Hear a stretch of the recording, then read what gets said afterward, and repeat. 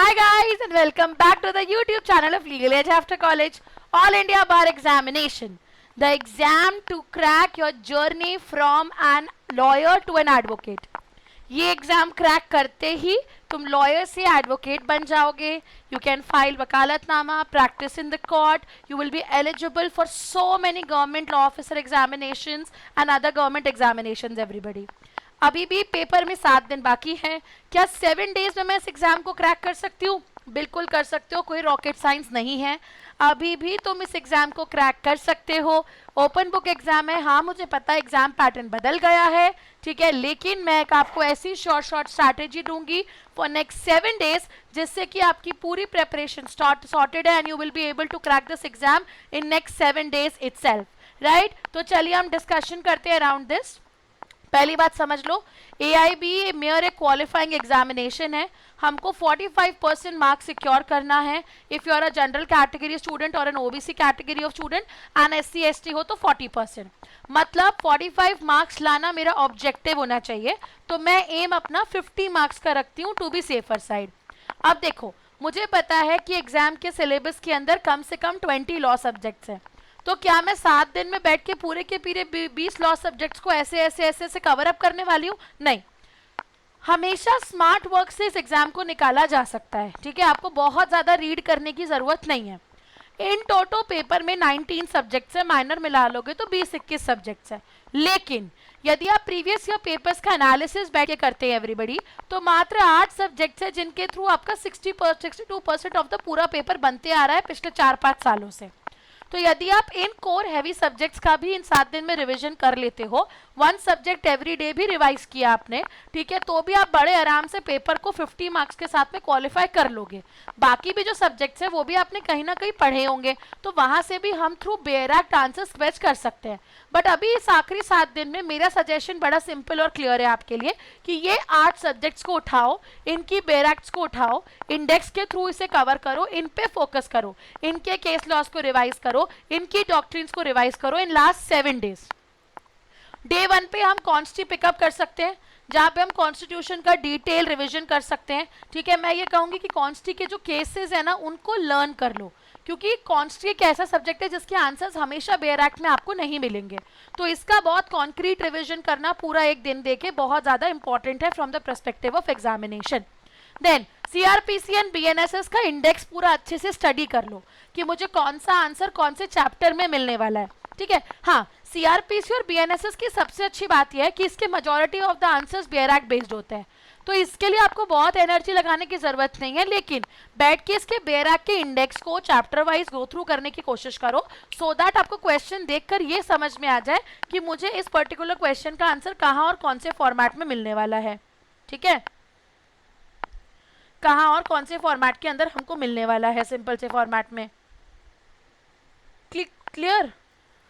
Then फिर CPC के साथ भी सेम है, इसके भी आंसर्स मुझे बेयर एक्ट में मिल जाते हैं. बट 3rd डे पे बैठ के इसके इंडेक्स को देख लो, है ना. CPC के इंडेक्स को देख लिए. जिस दिन हमने CRPC किया उस दिन हम लोग लॉ ऑफ कॉन्ट्रैक्ट को उठा सकते हैं क्योंकि वो माइनर लॉ है, प्लस उसके भी हमको थोड़े से केस लॉस पढ़ने पड़ेंगे, ठीक है. देन IPC उठाओ, IPC भी बहुत सारे क्वेश्चंस आते हैं, same maximum answers are there in the bare act, but इसके भी बहुत सारे केसेस हैं जिसके अराउंड आपसे क्वेश्चंस पूछे जा सकते हैं. तो आपको इसका बैठ के एक दिन बहुत थरो रिवीजन करना पड़ेगा, ठीक है. फिर एविडेंस उठाएंगे हम, इट्स BSA, ठीक है. हम एविडेंस उठाएंगे, एविडेंस को कवर करो. एविडेंस में कैच है, एविडेंस के जो क्वेश्चंस बनते हैं वो डायरेक्टली बेयर एक्ट के अंदर हमको मिल जाए ये ज़रूरी नहीं है.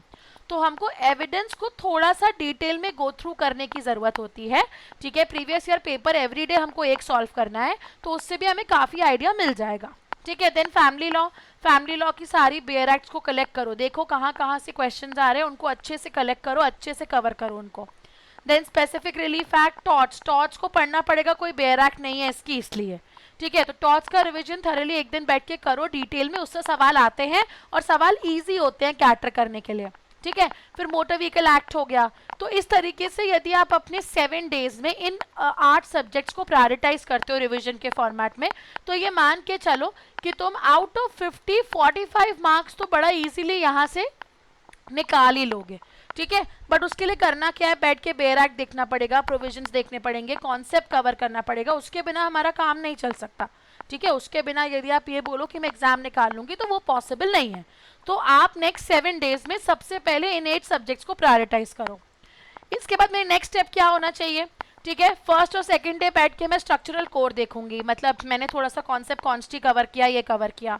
3 और 4 में बैठ के मैं बीएनएसएस और सीपीसी देख लूंगी। 5 में मैं सब्सटैंटिव क्राइम यानी कि बीएनएस एंड एविडेंस देख लूंगी। 6 को मैंने टॉर्ट्स उठा लिया, कॉन्ट्रैक्ट उठा लिया, माइनर हाई यील्ड सब्जेक्ट उठा लिया। 7 डे पे एक मॉक उठाओ, सारे बेरेक्स को सामने रखो, एकदम रियल टाइम एग्जाम सिचुएशन बनाओ, बिल्कुल उठना नहीं है, सेम टाइम पे बैठो बेरेक्स लेके और मॉक को सॉल्व करो। इसके अलावा आप डे 1 पे मॉक दो, डे 3 पे मॉक दो, डे 5 पे मॉक दो और डे 7 पे मॉक दो, ठीक है। इसको देने का सबसे अच्छा फायदा आपको पता है क्या है, आपको रियल टाइम एक्सपीरियंस समझ में आएगा और जो बेरेक्ट से आंसर ढूंढने वाली चीज है ना वो आपकी सॉल्व हो जाएगी। प्लस लास्ट ईयर बहुत सारे बच्चे फेल हुए थे, तो मैं ये नहीं बोलूंगी कि टोटली बिना प्रिपरेशन के मुंह उठा के पेपर देने जाओ एग्जाम निकल जाएगी, नहीं, थोड़ा सा प्रिपेयर करना पड़ेगा। ये 7 डेज भी 3-4 घंटे दे दिए तो भी एग्जाम निकल जाएगी।